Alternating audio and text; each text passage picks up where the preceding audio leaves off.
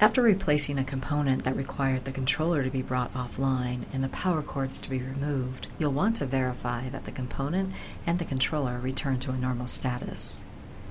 The LEDs on the controller and the status shown in Oracle FS System Manager provide you with up-to-date information about the status of a controller as it returns online after service.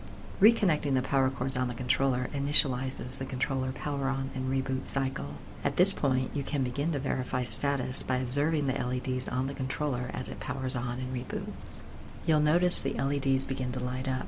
The fault LED first shows a steady amber. The service processor LED begins to flash, which indicates that the service processor is rebooting. The power LED also begins to flash as the controller powers on. Next, the service processor LED shows a steady green when the reboot of the service processor completes. Then the power LED shows a steady green when the power on cycle completes. And finally, the chassis ID number returns to the controller identification display. This indicates that the controller has finished rebooting and is powered on.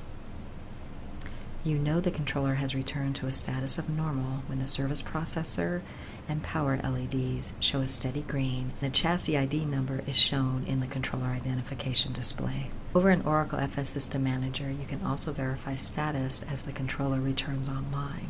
Prior to reconnecting the power cords to the controller, you can observe on the status summary page that the system is in a critical state due to the controller being offline. The controller, too, has a status of critical.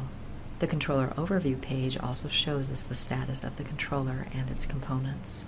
After reconnecting the power cords to the controller and the controller begins to reboot, the status of the system returns to a warning status. The controller status also changes to show that the reboot cycle is underway. As the power on and reboot cycle completes and the controller is back online, both the system status and the controller status return to normal. Over on the controller overview page, you can verify that the controller status is normal, along with the normal status of the controller components.